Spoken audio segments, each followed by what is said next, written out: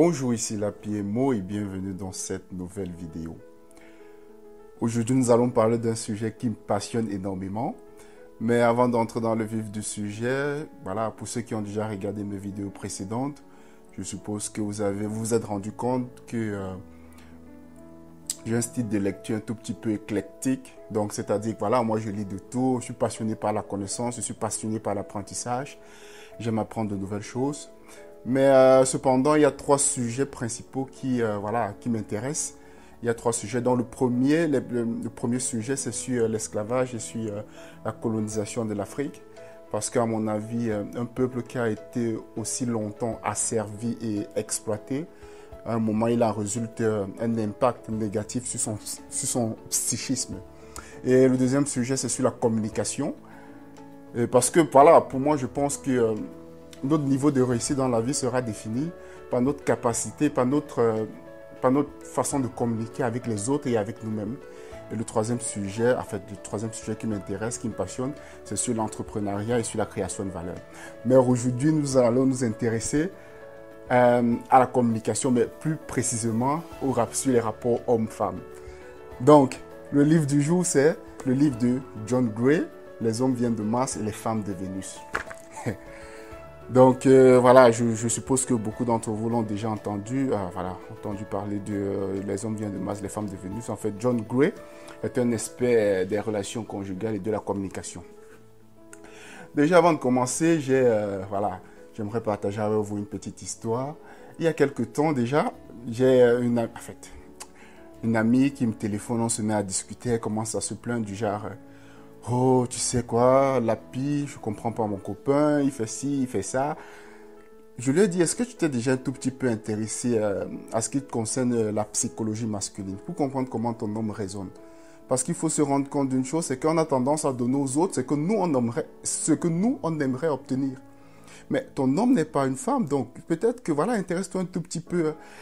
Voilà, elle commence à dire, mais tu sais quoi, je ne veux pas apprendre des choses dans un livre, ce n'est pas des gens qui vont me dire comment me comporter dans mon couple et tout. Moi, je pense que parfois c'est le résultat de notre ego qui veut nous faire croire qu'on connaît plein de choses, pourtant en réalité, voilà, il y a plein de choses qu'on pourrait apprendre. Et voilà, je lui ai dit par exemple que le simple fait, par exemple, avoir le livre de John Gray qui parle des relations hommes-femmes, qui parle des différences entre les hommes et les femmes, ça pourra te donner des idées. En réalité, il faut se rendre compte d'une chose, c'est que tout ce que nous apprenons, que ce soit à l'école ou tous ces livres-là, ce sont des théories que des hommes développent. C'est quoi une théorie? Donc, ce sont des idées que des gens développent pour tenter d'expliquer la réalité. Mais ça ne dit pas que c'est la réalité, mais au moins on a des idées.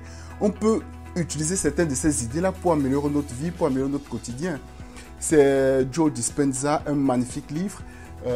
C'est sur... je ne sais pas où il est, ce livre. Joe Dispenza, Rompre avec soi-même, c'est un magnifique livre. On fera peut-être la chronique de ce livre très prochainement, où il dit qu'il n'y a que deux façons de changer notre vie. Soit c'est d'apprendre de nouvelles choses, soit c'est de vivre de nouvelles expériences. Il dit que c'est les seules deux façons. Et puis bon voilà, revenons au vif de notre sujet. Les hommes viennent de Mars, les femmes de Vénus. Donc déjà, les hommes viennent de Mars. Ici, John Gray dit Mars, en fait, c'est le dieu de la guerre et Vénus, c'est la déesse de l'amour. Il dit c'est ça déjà la grande différence. C'est que les hommes viennent dans un monde de guerre. Donc, pour lui, il dit que l'homme se définit par ses capacités et par ses réalisations. Et par contre, la femme qui les femmes qui viennent de Vénus, donc qui représentent la déesse de l'amour, elle, ce qu'elle privilégie, c'est l'amour, c'est la communication. Il dit voilà, déjà, il y a une incompréhension entre les deux, entre les deux sexes. Voilà, il dit ici par exemple, il dit sur Mars, les valeurs primordiales sont le pouvoir, la compétence, l'efficacité et la réussite. Il dit tandis que les femmes rêvent au grand amour, les hommes fantasment sur les voitures puissantes, les ordinateurs ultra rapides. Les hommes s'attachent aux choses matérielles qui leur permettent de montrer leur efficacité en obtenant des résultats et en réalisant leurs objectifs. Il dit, par contre, les Vénusiennes, dont les femmes, ont un tout autre système de valeurs fondé sur l'amour, la communication, la beauté et les rapports humains. il dit voilà, déjà le simple fait qu'on ait les hommes et les femmes, ils ont deux systèmes de pensée différents, ils ont deux façons de raisonner, ils raisonnent tous les deux raisonnent différemment. Il dit, comprendre les différences entre les deux sexes, finalement, va nous permettre d'être un peu plus indulgents envers les autres, un peu plus indulgents envers, voilà, avec notre partenaire. Voilà, il dit ici par exemple, comme un homme, étant donné qu'un homme se définit, il dit un homme se définit par ses réalisations et sa capacité d'accomplir ses objectifs tout seul.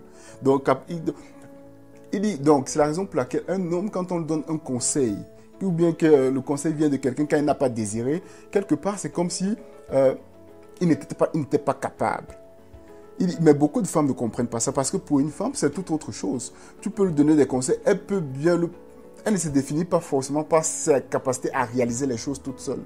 Parce que son système de valeurs, c'est plus dans la communication et l'amour. Il dit par exemple ici, il dit, en règle générale, une femme qui donne à un homme des conseils qu'il n'a pas sollicités ou essaye de l'aider quand il n'a rien demandé, ne soupçonne pas combien elle peut lui paraître critique et peu aimante. Donc les femmes, prochainement, ne donnez pas des conseils ou voilà, n'essayez pas d'aider votre homme s'il ne l'a pas demandé. Il parle aussi des différences entre... il assimile souvent des hommes aux élastiques et les femmes aux vagues.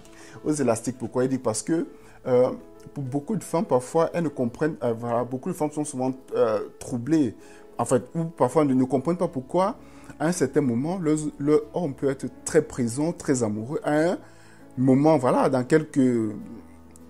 le moment d'après, il est très distant, il prend ses distances. Et John Gray dit parce que voilà, un homme, comme il vient de Mars, donc il vient où, voilà, Mars qui représente le dieu de la guerre, être trop présent, être trop amoureux, c'est quelque part, ça peut représenter une faiblesse. Donc, il a besoin parfois de se retirer, c'est ce qu'il appelle ici sa caverne. Donc, il dit l'homme parfois a besoin de se retirer dans sa caverne pour parfois penser, pour parfois se rassurer qu'il est encore libre, pour parfois se rassurer qu'il n'est pas submergé par les émotions. Il dit, c'est pour ça qu'il dit, beaucoup de femmes ne comprennent pas souvent que quand un homme se retire dans sa caverne, il faut qu'elle comprenne, il faut le laisser. Laissez-le dans sa caverne, il dit, laissez-le dans sa caverne, quand il va passer son temps, quand il va se retirer, il va vouloir être tout seul, laissez-le, et il va revenir tout seul et encore plus amoureux. Il dit, bon, pour beaucoup de femmes, ça peut être très traumatisant parce qu'il dit, par contre, John Gray dit, parce qu'il explique que, parce que la femme raisonne tout autrement. Parce que, en fait, il dit, les hommes, quand ils ont des problèmes, ils veulent les résoudre tout seuls parce qu'ils se définissent par sa capacité, par sa compétence. Donc, ils veulent les résoudre tout seuls, sans l'aide de personne. Par contre, donc, quand il aura des problèmes, il aura tendance à se replier pour essayer de trouver des solutions. Par contre, une femme qui a des problèmes, elle veut partager, elle veut parler de ses problèmes. Il dit déjà ça, c'est deux systèmes de pensée différents et qui vont parfois créer des confusions ou des problèmes dans un couple. Il dit voilà, une femme, elle aura ses problèmes, elle va vouloir partager. Par exemple, il dit par exemple ici que les hommes parfois ne comprennent pas ce désir qu'ont les femmes de vouloir toujours parler. Elle veut parler tout le temps, elle veut parler de tout. Donc pour elle, c'est une façon de créer des liens, de communiquer. C'est parce qu'elle a l'estime pour son partenaire, l'estime pour ses amis, qu'elle veut partager ses problèmes, elle veut partager, voilà, ce qu'elle ressent. Il dit ici, par exemple, très souvent, une femme veut simplement raconter sa journée. Son mari, pensant lui rendre service, l'interrompt avec une avalanche de solutions à ses tracas. En fait, il explique ici que un homme ne parle de ses problèmes que dans deux cas de figure. Que soit c'est parce qu'il veut porter critique à quelqu'un, il veut faire une critique à quelqu'un, soit c'est parce qu'il veut une solution. Qu'un homme ne parle pas de ses problèmes pour parler, parce que, comme il dit, les hommes qui viennent de Mars, donc le dieu de la guerre, là-bas, on ne parle pas à tout courant, ça peut être un signe de faiblesse. Donc, il ne parle de ses problèmes que quand il sait qu'il aura une solution. Il ne parle pas de ce problème à tout venant, voilà, tout le temps. Que quand il sait qu'il aura une solution. John Gray explique aussi que l'homme est, généralement, même quand il veut même parler de ses problèmes, il va chercher quelqu'un qui pourra résoudre ses problèmes. Donc, il va aller chercher quelqu'un qui est expert dans le domaine ou quoi, pour que la personne essaye de lui trouver une solution. Il ne va pas parler de ça à quelqu'un qui ne pourra pas l'aider. Il dit, par contre, une femme, elle veut juste partager de ses problèmes parce que ça lui permet de se sentir mieux. Voilà, il parle de plein d'autres différences comme ça. C'est assez... il dit par exemple ici, l'une des différences fondamentales entre les hommes et les femmes réside dans leur façon de réagir au stress. Les hommes se focalisent et se ferment, les femmes laissent parler les émotions qui les envahissent. Ouais, franchement, c'est un livre assez facile à lire et c'est assez intéressant. Voilà, il dit ici, une Vénusienne, donc une femme, est fière d'elle-même quand elle est entourée d'amis avec qui elle peut disséquer ses problèmes et discuter de tout et de rien. Un Martien, donc un homme, lui, est satisfait quand il réussit à résoudre un pépin, donc un problème, sans l'aide de personne. Les hommes et les femmes d'aujourd'hui obéissent toujours à ces règles. Voilà, c'est assez sympa. Voilà, voilà, ça me fait penser aussi à un livre que sur lequel je suis tombé il y a quelques temps. C'est vraiment assez intéressant, qui explique comme quoi l'une des plus grandes volontés des femmes, ça a toujours été d'être dans un monde en paix pour pouvoir élever les enfants, et que l'une des aspirations des hommes, ça a toujours été le pouvoir et la domination sur les autres hommes. Et ceci m'a fait penser à une émission radio-télé, je ne sais plus, ça fait déjà quelques temps, où l'homme avait dit une fois que peut-être que si à la tête de nos États, on avait des femmes, peut-être qu'il devait avoir moins de guerre. Donc, je ne sais pas. Voilà, donc c'est assez... Voilà, ce livre est assez intéressant, c'est vraiment facile à lire, et puis voilà, c'est amusant en même temps, et on découvre des choses. Voilà, ici, il dit par exemple, la femme a avant tout besoin d'attention, l'homme a avant tout besoin de confiance. La femme a besoin de compréhension, l'homme a besoin d'acceptation.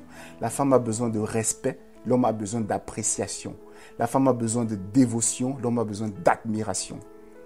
La femme a besoin que l'on avalise ses sentiments, l'homme a besoin d'approbation. Ici, quand il parle qu'on avalise ses sentiments, ça me fait penser à un autre livre. Voilà un livre audio que j'avais écouté. L'auteur, c'est David Deida.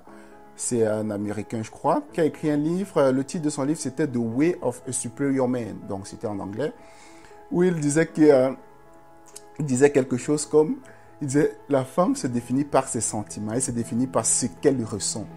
Donc, et il prenait l'exemple que pour une femme, il n'y a rien de plus horrible que l'indifférence. Donc, il disait, la femme préfère ressentir une émotion négative que de ne rien ressentir du tout. Et il prenait un exemple comme quoi, il dit, voilà, supposez vous les hommes, vous êtes à la maison peut-être avec votre partenaire, votre femme, et que, voilà, vous êtes concentré soit sur votre télévision, un match de foot ou quoi, il dit, et que vous ne prêtez pas du tout attention à elle. Il dit, une femme, cette indifférence-là, elle va chercher votre présence même en vous taquinant. Elle va même vous énerver pour que vous soyez présent, parce qu'elle a besoin de ressentir des choses. Bon, maintenant, les femmes, je ne sais pas si c'est vrai. À vous de... Voilà, vous pouvez laisser des commentaires et puis voilà, on pourra en discuter. Je ne sais pas si c'est vrai. Dites-le nous si c'est vrai ou pas. Voilà, je trouve ça... Voilà, c'est vraiment cool ce livre et puis voilà, c'est sympa à lire. Il dit ici, voilà, John Grotemill dit « La femme a besoin qu'on la rassure et l'homme a besoin d'encouragement ». Ce livre est assez sympa, comme je l'ai dit. Franchement, pour ceux qui veulent un tout petit peu découvrir, c'est assez amusant aussi. Très, très simple à lire. Puis bon, voilà. Nous arrivons au thème de cette vidéo. Je vous souhaite, de portez-vous bien et puis rendez-vous pour une prochaine vidéo. D'ici là, bye bye.